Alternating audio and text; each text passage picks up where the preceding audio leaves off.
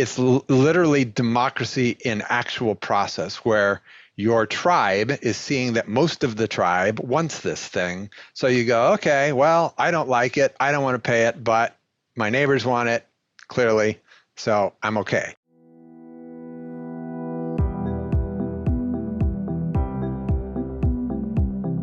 I'm Andrea Learned, and welcome to Living Change, a podcast exploring unconventional climate leadership. I talk to people who've converted their personal values into business and policy decisions in a load of different sectors.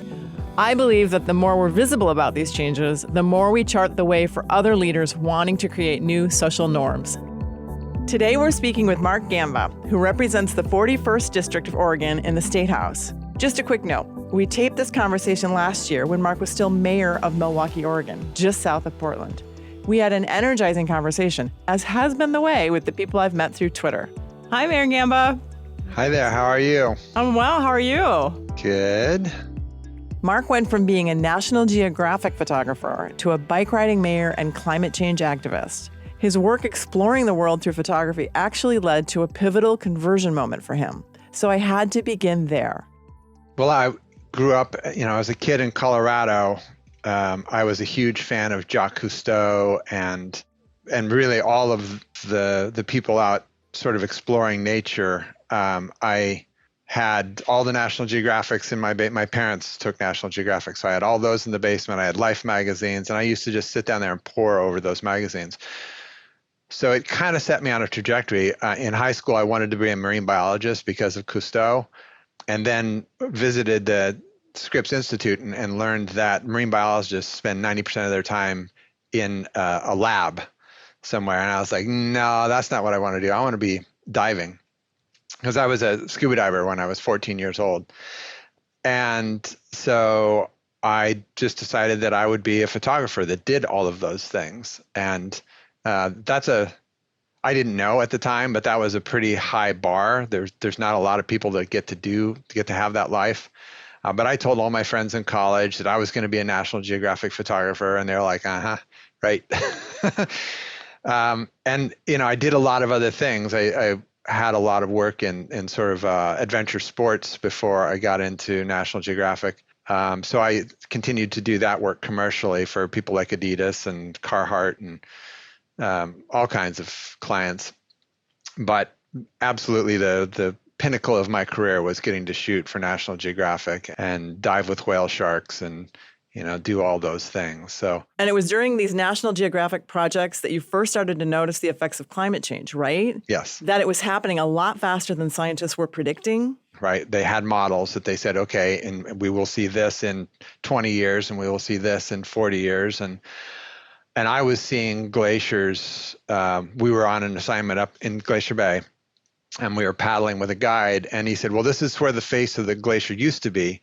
And we paddled for another 4 hours and came to the face of the glacier. And I said, wow, that's huge. I said, I know that glaciers shrink and grow with sort of the cycles of the weather, but that seems extreme. Is that how much it does that? And he said, no, it's been going backwards since I've been a guide. And he'd been a guide for years, for decades before. So that was the first one. And then diving on the Barrier Reef, we started to see bleaching. And this was 20 years before anybody was really talking about it. And I asked a scientist that was on that trip, I said, why is this reef white as opposed to all the other ones that are incredible colors? And they're like, well, it could be a lot of things, but we think maybe it's due to warming waters, due to climate change. And they were right. It's continued. The Barrier Reef is on it's circling the drain right now. So that's what really set me off on this whole process where, for another 15 years, I didn't see anybody in politics, anybody in government at any level doing the kinds of things we need to be doing to stop and reverse climate change. Little nibbling around the edges and little feel-good things, but nothing serious. Wow. That's incredible. How many years ago was it, the Alaska moment or the ocean moment? How long ago was that, considering where we are now? I think I was on the Barrier Reef. They were both pretty close to each other, a couple of years apart. 1992, maybe 94, somewhere in there. Okay. And then now you think about how long it's been, and with the IPCC screaming crisis, crisis, crisis, and we're still not doing anything. we're not doing anything. And you were right there watching it. That you don't think about unless you think about how you take pictures. You don't realize that when you're taking a picture, you're really seeing stuff. And then the fact that you kind of go to similar places and you're able to observe that's incredibly powerful. And it's almost a great book for you, right? Would be a before and an after. And even just within your little lifespan, just, a couple decades, that's incredible. Yeah. Well, had I known it was coming, I would have taken different pictures. That's a really good point. Oh my gosh. So you were saying that the kind of noticing the climate change, and then you were noticing that politically things weren't being done. Where were you living at this point? So I was living in New York City. I moved to New York to start my serious professional career. I had been shooting professionally. Matter of fact, my first magazine cover appeared on the stands the month I moved to New York City. It was for Skiing Magazine. Wow. But I spent like 6 years in New York, really establishing a national clientele. And then had a kid, and I wasn't going to raise a kid in Manhattan. Mm-hmm. So my wife and I sort of explored all the cool little towns in the West, like Durango and Bend and, Salida and Taos and all those, and ended up landing in Bend, Oregon. So it was both, right?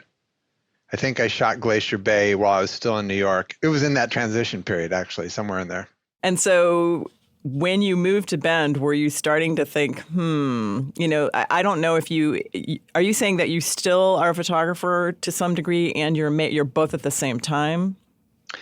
Well, technically speaking, yes, my income is as a photographer. I'm paid $300 whole a month to be the mayor of Milwaukee.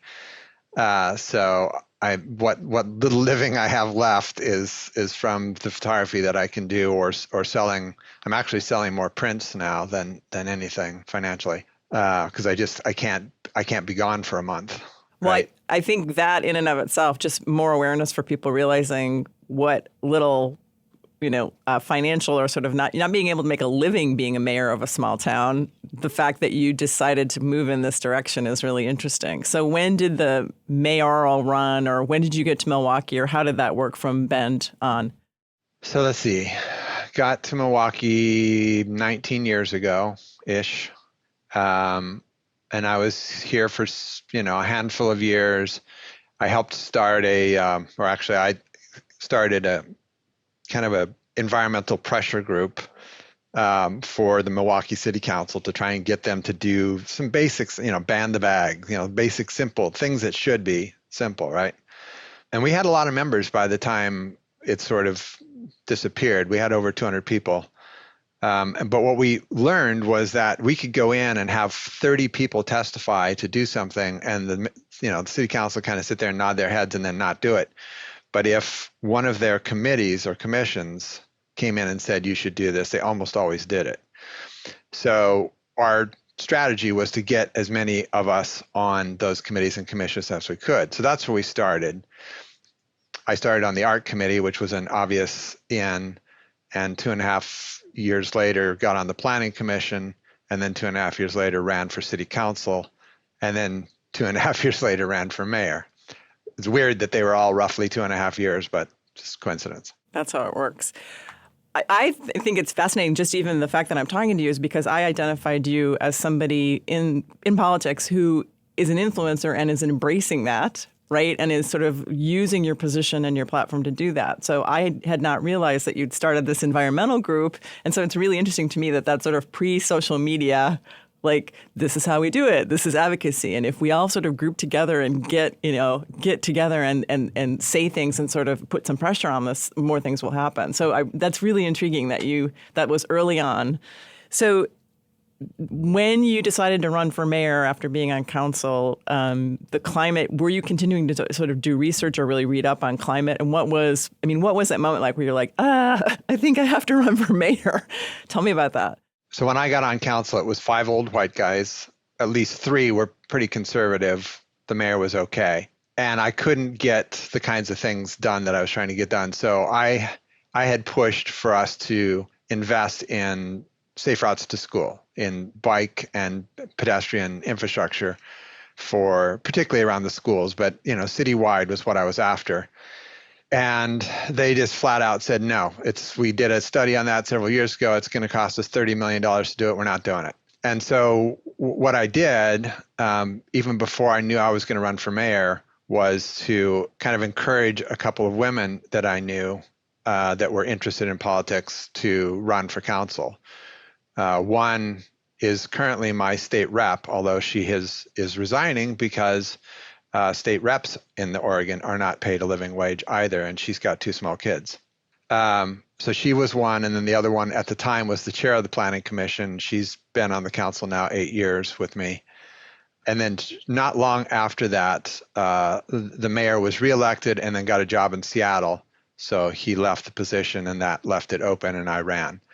But I'd been thinking about it because even though the mayor is just 1 vote out of 5, we do get to set the agenda, and there's the bully pulpit. People listen to what a mayor says more closely than what a city councilor says. It's stupid because they're just as smart, and often just as steeped in the issues, but it's just the reality. So that was why, and I really wanted to set the tone for the city differently. I actually coincidentally, the light rail line opened a few months after I took office, and I gave a speech at the grand opening with the governor and the Department of Transportation head from DC and all these serious movers and shakers on the stage. I was like this little mayor from this little town, and I gave this speech calling for Milwaukee to be the most livable, most equitable, and most sustainable city in the state. And that light rail would help facilitate that, right? Would be a start towards that. I think it's worth pausing here to note the emotion in Mark's voice. What I'm hearing is there was great weight to this moment. This isn't a casual thing. His personal commitment to climate action was what drove him to run for mayor. Now he's on a stage helping launch Portland's light rail. Looking back, he recognizes that this was a critical inflection point for the state he loves so much.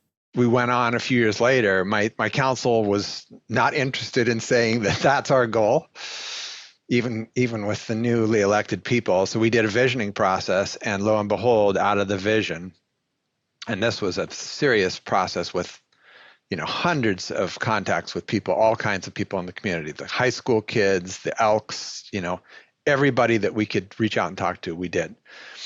And the opening line of our current vision says, in 2040, Milwaukee is a flourishing city that is entirely equitable, delightfully livable, and completely sustainable. That's lovely. So you are sitting in front of a Zoom background with, a bike that I consider typical Portland. So can you the kind of goofy bike, can you describe a little bit the photo behind you? And then I want to talk to you more about bikes. Yeah, that was on one of the rides. Portland has this, pre-pandemic, we had a month every year that there were just probably hundreds of rides all over the city, different kinds.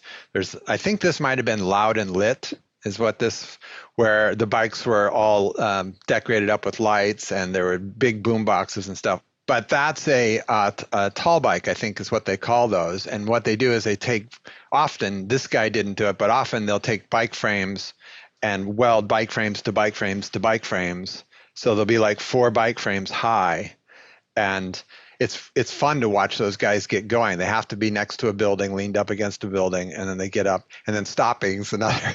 They literally climb down as they're still riding. When did you start biking, and how have you managed to hold on to it throughout your life?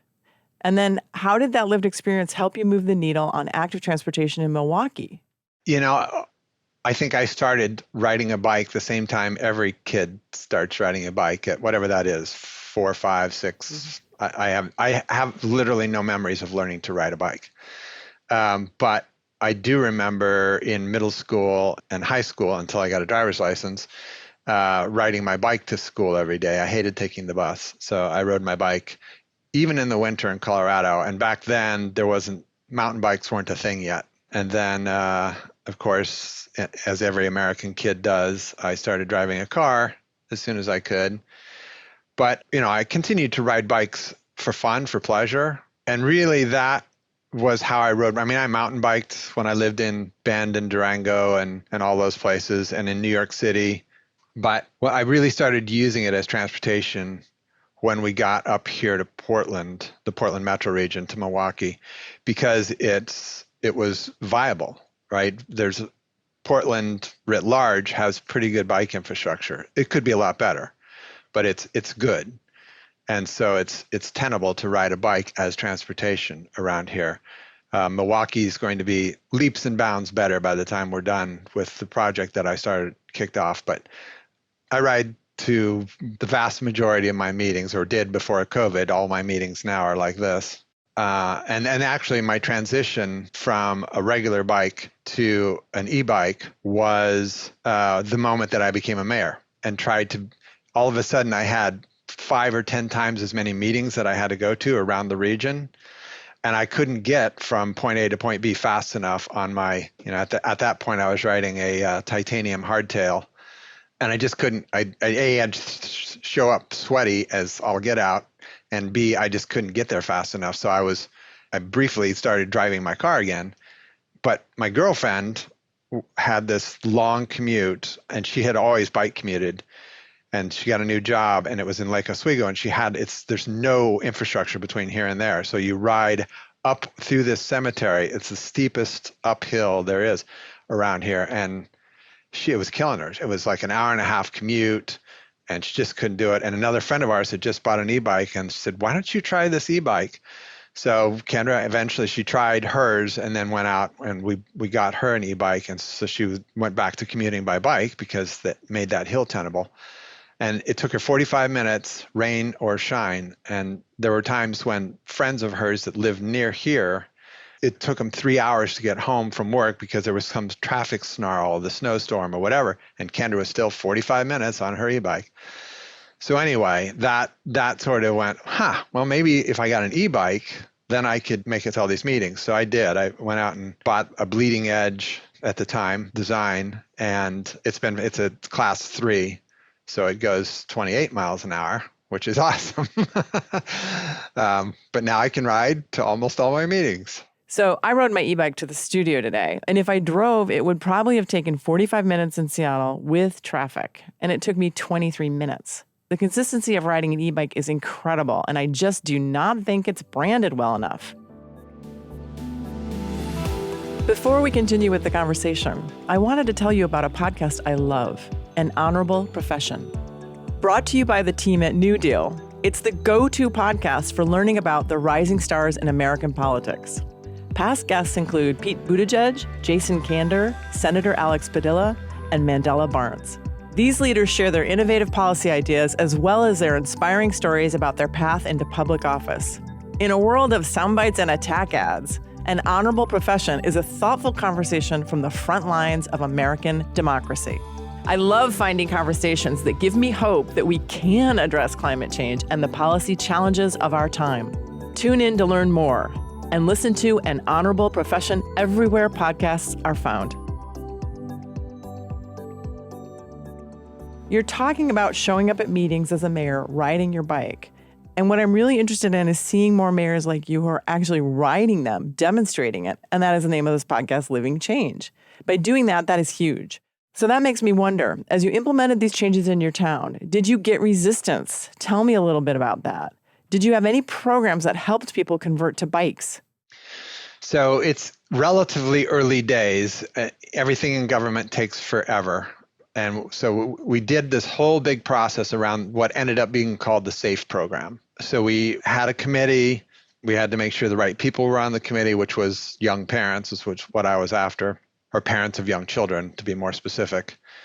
And we looked at the entire city and the whole transportation system and said, okay, where do we need bike lanes, sidewalks, bike paths, crosswalks with flashing beacons, all the things to make active transportation safe. And the engineering department worked on it, and the planning department worked on it.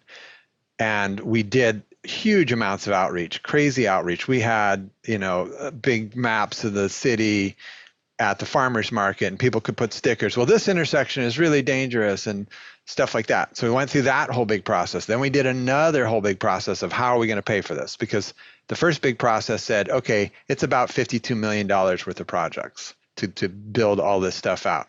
So then the second was, how are we going to pay for $52 million worth of projects in a city that has a general fund budget of $160 million? So the committee, again, that worked on that did a whole bunch of outreach, talked to everybody, as many people as they could, dot exercises. How do you think we should pay for this? And in the end, we landed on a $4.85 fee on the water bill. That's per household. Businesses pay a little more. There's a whole calculation that engineers use for that kind of stuff. And we did so much outreach and so many meetings that literally by the time the first charge went on the first water bill, and this was like 3 years after we started, we got 2 angry phone calls.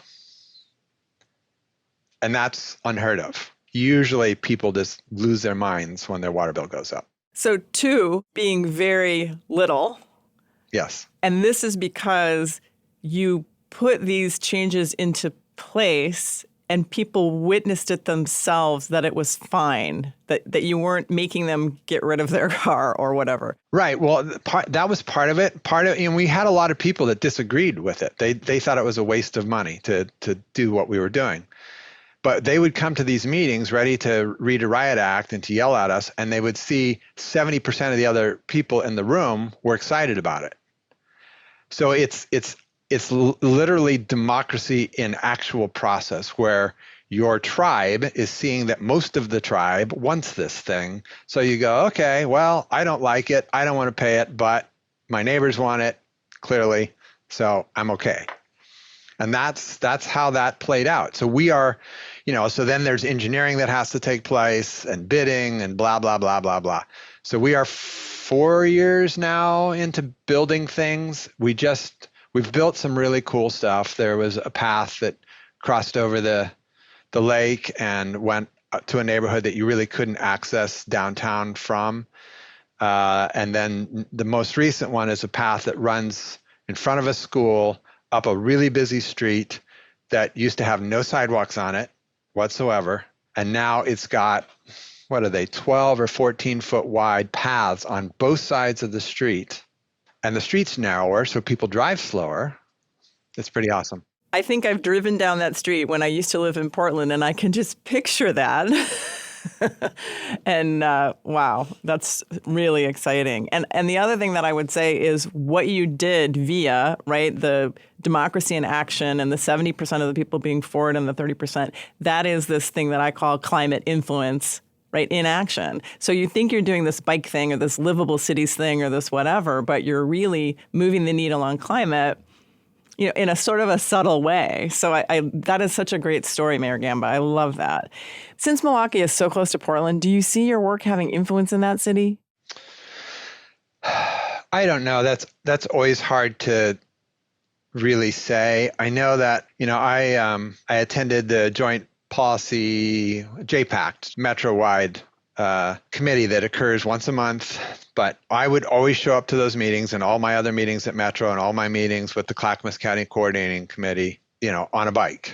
And because it's Oregon, often, soaking wet in rain gear, and come in and take off my rain gear, put on my sport coat and sit down at the table and begin the meeting. And it gives me a lot of credibility when I start talking about, if we spend money on bike infrastructure instead of adding a lane to a freeway, A, it's cheaper, B, it's going to reduce congestion over the long term, whereas adding that lane on the freeway induced demand, you're just going to fill that lane back up in 5 years and you will have wasted all that money. So people, there weren't a lot of people talking about induced demand before I sat down at those tables, and bike infrastructure was being invested in more slowly. I'm not going to take all the credit for that. There's a lot of people, there's a whole organization that does this. But I think it may have helped. Let's put it that way. Great. I'm sure part of this is just seeing someone arrive on a bike. I think that is really powerful. I know in my life it happens to me too. People are always like, "Oh my goodness, did you ride your bike?" And to what we were talking about before, it's consistent and all these other things. What this kind of brings me to is how mayors like you who are doing this, how does what you're up to then maybe, if it's maybe influencing Portland, who knows? But I'm kind of curious of what are the discussions that are happening at, say, the U.S. mayors, these conferences of mayors that exist, especially in the U.S. When transportation comes up, is there any impact there? Are they starting to see bikes as transportation? So sadly, our budget for going to those kinds of things is minuscule. And this year was going to be the first year I was going to get to go to the U.S. Conference of Mayors because I hadn't gone to anything else for 2 years because of COVID. So I kind of had a little pot of money. And then it was going to be in Austin, Texas. And Austin, Texas was having COVID blow up. So they canceled it, but we'll see how that all works out. We connected because I think people told me about you, but everyone was like, he's on Twitter. So what I'm kind of wondering is, what has your experience been using Twitter and for influence, for engaging with constituents? Tell me a little bit about that and why you take the time to do it at all.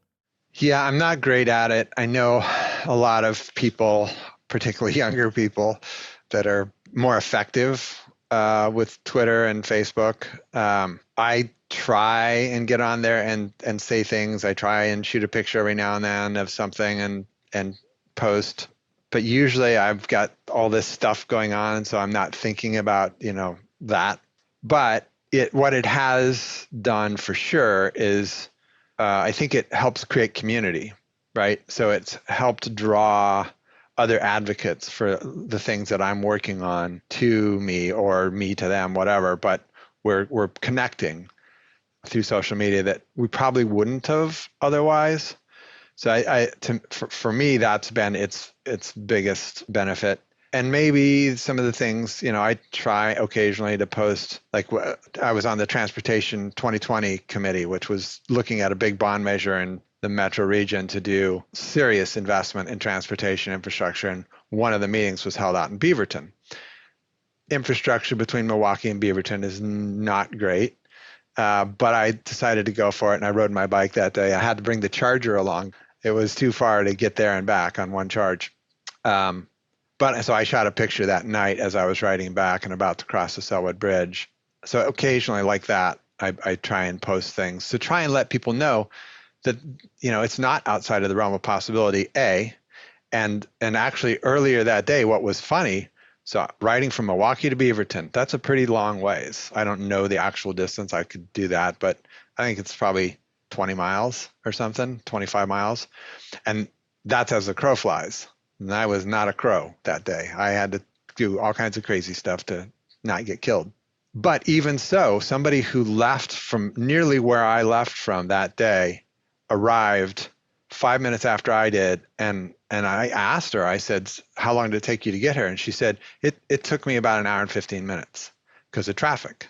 And it took me less time than that. So, I try and point out to people that this is not only exercise and a little bit of mental health, whatever, but it's carbon free, right? I am not causing any carbon, and the creation of my form of transportation also caused a whole lot less carbon to be used than it does when a 1-ton vehicle. So, I think it just starts to set the tone and to let people know that it is possible to do. It's possible to be professional and do that, to show up looking and being professional, even though you rode your bike to get there and you don't get a shower between the two.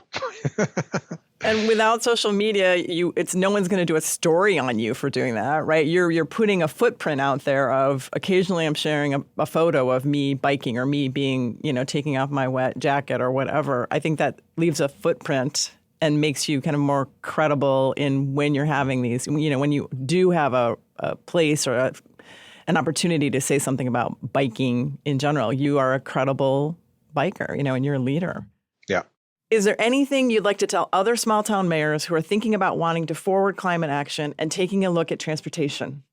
Well, particularly in small towns, right? The geography that you're working with is vastly reduced, and it's really easy to ride a bike from point A to point B in a small town, assuming it's safe to do it, right? Which in a lot of places it's not. There's no sidewalks, there's busy, lots of traffic, and not even a shoulder to work with in many cases. So for a relatively small investment, and I say that, but realizing that our roadways, there's trillions of dollars built into our roadways over the last century, and we just completely have ignored the bicycle.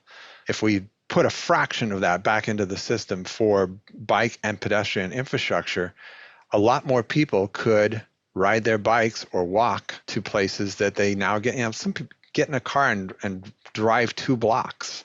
It's crazy. It's like that moment at the beginning of The Gods Must Be Crazy, right? When the person goes out, gets in their car, pulls out of the garage, backs down to their mailbox, gets the newspaper out, and then goes back into the garage.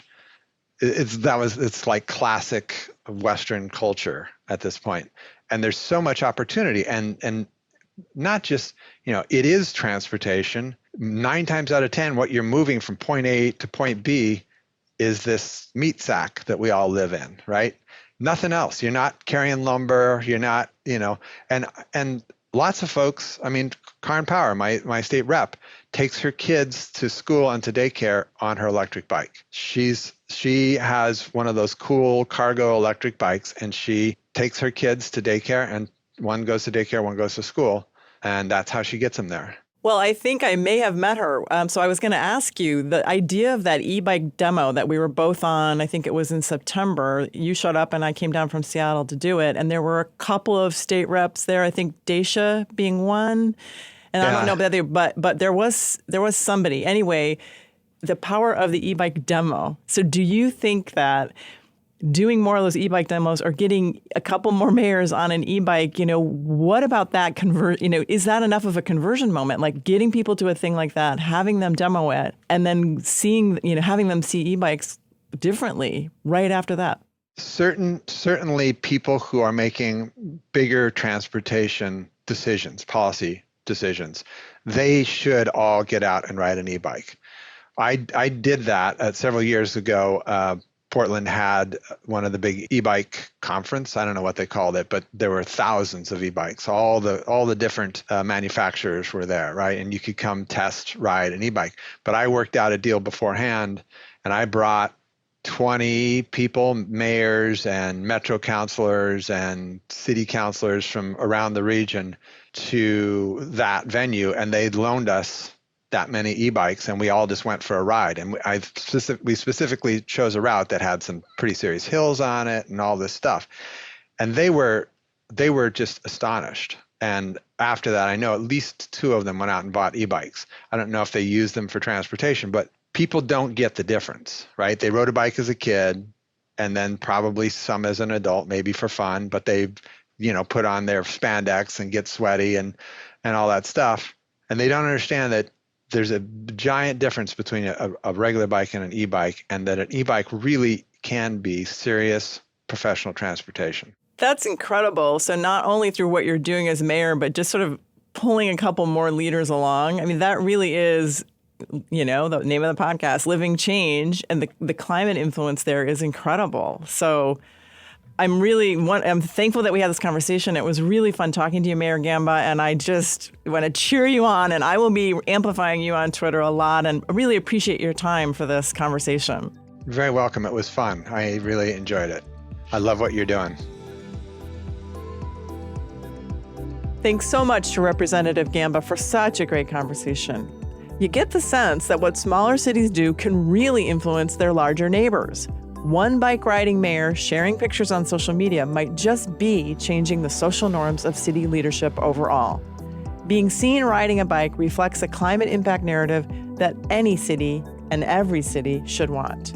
Cities proclaiming to act on climate without a leader somewhere in there actually riding a bike for local transportation cannot be taken seriously. If you want to win elections with climate front and center, get on a bike. Identifying, building, and leveraging your leadership is something few may feel prepared to do. But climate influence can't wait.